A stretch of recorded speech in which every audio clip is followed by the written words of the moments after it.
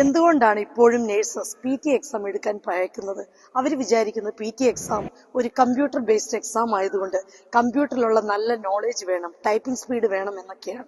പക്ഷെ PT എക്സാമിന്റെ അകത്ത് ജസ്റ്റ് നിങ്ങൾക്ക് കമ്പ്യൂട്ടർ ഒന്ന് ഓൺ ആക്കാൻ അറിയുകയും മൗസ് പിടിക്കാൻ അറിയുകയും ജസ്റ്റ് ടൈപ്പ് ചെയ്യാൻ അറിയുകയും ചെയ്താൽ മാത്രം മതി. കാരണം ഇതിന്റെ അകത്ത് എക്സാമിന്റെ അകത്ത് പല ടാസ്കുകൾ ഉള്ളത് കൊണ്ട് തന്നെ നിങ്ങൾക്ക് നല്ല രീതിയിൽ പെർഫോം ചെയ്താൽ നിങ്ങളുടെ റൈറ്റിംഗ് ആൻഡ് റീഡിംഗ് സ്കോർ നല്ല രീതിയിൽ കൂടും. ഈ OET-നും IELTS-നും മിക്ക കുട്ടികളും അവരുടെ സ്കോർ പുറകോട്ടടിക്കുന്നത് റീഡിങ്ങിലും റൈറ്റിങ്ങിലുമാണ്. ഇങ്ങനെയുള്ള കുട്ടികൾ PT എക്സാം ചൂസ് ചെയ്താൽ നിങ്ങൾക്ക് റൈറ്റിംഗിന്റെ അകത്തൊരു എസ്സേയിൽ 90 മാർക്കിൽ 15 മാർക്സ് മാത്രമേ കിട്ടുന്നുള്ളൂ. ബാക്കി നിങ്ങളുടെ മാർക്കുകൾ വരുന്നത് ലിസണിംഗിൽ നിന്നും റീഡിംഗിൽ നിന്നും ഒക്കെയാണ്. അതുകൊണ്ട് തന്നെ നിങ്ങൾ റൈറ്റിംഗ് എസ്സേ എഴുതുന്നതിനെ കുറിച്ച് പേടിക്കുകയേ വേണ്ട.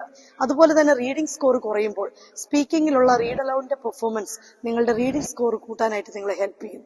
അതുകൊണ്ട് നേഴ്സസ് പേടിക്കാതെ നല്ല രീതിയിൽ പ്രാക്ടീസ് ചെയ്ത് എഴുതിയാൽ PT എക്സാം ഒറ്റ എഴുത്തിൽ തന്നെ നിങ്ങളുടെ റെക്കോർഡ് സ്കോർ കിട്ടും. അതിനുവേണ്ടി ഒരു യഥാർത്ഥ എക്സ്പേർട്ടിനെ മാത്രം അപ്രോച്ച് ചെയ്ത ശേഷം ടിപ്സും ഗൈഡൻസും മേടിച്ച ശേഷം എക്സാം എഴുതുക. Thank you.